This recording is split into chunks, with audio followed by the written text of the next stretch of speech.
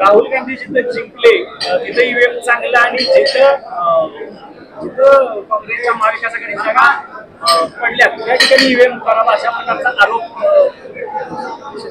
असा आरोप कोणी केलेला नाही. ईव्हीएम खराब हा आरोप केलेला नाही.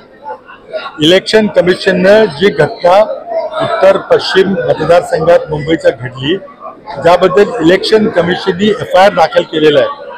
काहीतरी घडल्याशिवाय निवडणूक आयोगानं FIR दाखल केला का? FIR हे पब्लिक डॉक्युमेंट आहे. FIR आम्हा सगळ्यांना दिलं पाहिजे. पराभूत उमेदवाराला दिलं पाहिजे. तुम्ही गुप्तपणे का ठेवलेलं आहे ते?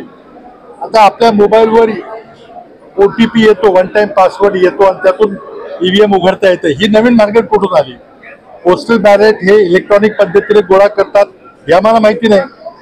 आधी पोस्टल बॅलेटची बोलणी करून ते जाहीर करायला पाहिजे. यावेळेला इलेक्शन कमिशनने केलेलं नाही. त्यामुळे हा आरोप सरसकट ईव्हीएमवर नाही आहे. उत्तर पश्चिम मुंबईच्या मतदारसंघामध्ये जो प्रकार झालाय त्याच्याबद्दल स्पष्टता आली पाहिजे म्हणून आम्ही निवडणूक आयोगाकडे मागणी करतोय.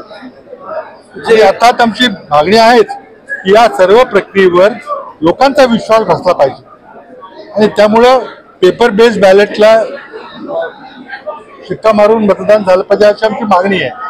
लोकसभा निवडणुकीत एक नेरेटिव्ह सेट करण्यासाठी एनजीओचा वापर इंडिया आघाडीने केला असा आरोप एकनाथ शिंदे यांनी एनजीओचा आरोप निश्चितच केला, पण ही लोकशाही वाचवण्याकरता केला. एनजीओ जे आमच्या सोबत आले तो एका मुद्द्यावर फक्त आले, कुठलं नॅरेटिव्ह सेट करणे का आले नाही. फक्त लोकशाही वाचली पाहिजे आणि मी सर्व एनजीओचे लहान घटक पक्षाचे आभार व्यक्त करतो की त्यांच्या प्रयत्नामुळं आज लोकशाही आपल्या देशातली जिवंत राहिलेली आहे. त्याबद्दल त्यांचे धन्यवाद. जेडी आणि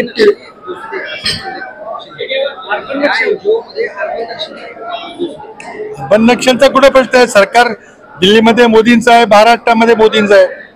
तुम्हाला काय जर गुन्हा कुठे घडला असेल तर काल कारवाई करा.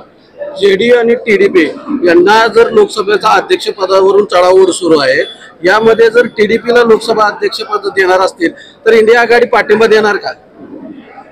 जर इंडिया आघाडीच्या घटक पक्षांची चर्चा करून जर अध्यक्ष ठरवला तर निश्चितच बिनविरोध त्याला पाठिंबा दिला जाईल. तशी लोकसभेची परंपरा आहे. पण रेटून काही करायचं म्हटलं तर मग आम्हाला देखील आमचा उमेदवार उभा करावा लागेल.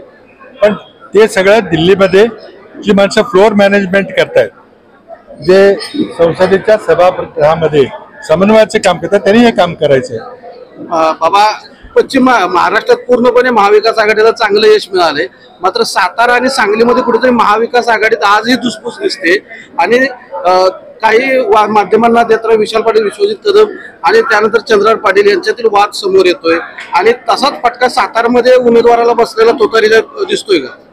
नाही, सातारामध्ये आमचा धक्कादायक पराभव झाला हे मान्यच करावं लागेल. आम्ही त्यामध्ये कमी पडलो सगळे. काय काय प्रकार झाला त्याचं आम्ही विश्लेषण करतोय. पण सांगलीची परिस्थिती वेगळी आहे. त्या ठिकाणी अपक्ष उमेदवारांनी महाविकास आघाडीच्या उमेदवाराचा पराभव केलेला आहे. त्यामुळे जनसामान्यांच्या कार्यकर्त्यांच्या इच्छेविरुद्ध तिकीट देता कामा नये, ह्या त्यातून धडा घेणं गरजेचं आहे. विधानसभा आता कराड दक्षिण विधानसभा मतदारसंघातील भाजपनं पहिल्यांदा आघाडी घेतलेली आहे आतापर्यंतच्या इतिहासात. बरोबर, खरं आहे. मी मगाशी म्हटलं की धक्कादायक प्रकार आहे, त्याचं विश्लेषण आम्ही करतोय, कशामुळे झालं, काय झालं.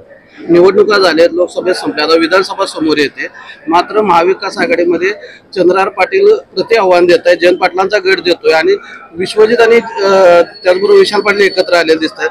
यामुळे कुठे महाविकास आघाडीला आगामी काळात फटका बसू शकतो? बिलकुल नाही. महाविकास आघाडी ज्या ताकदीने लोकसभा निवडणूक लढली त्याच्यापेक्षाही अधिक ताकदीनं महाराष्ट्राच्या विधानसभा निवडणुकीला सामोरं जाणार. आता आमच्या 158 विधानसभा मतदारसंघामध्ये आमची आघाडी आहे. आमचा प्रयत्न आहे किमान 180 मतदारसंघामध्ये विजय मिळवण्याचं आमचं लक्ष्य आहे, उद्दिष्ट आहे.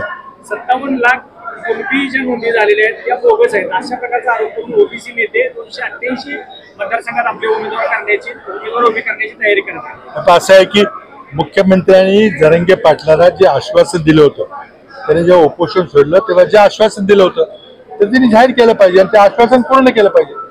अशी मराठा समाजाची फसवणूक केल्यामुळे काय घडलंय ते आपण सगळ्यांनी पाहिलेलं आहे.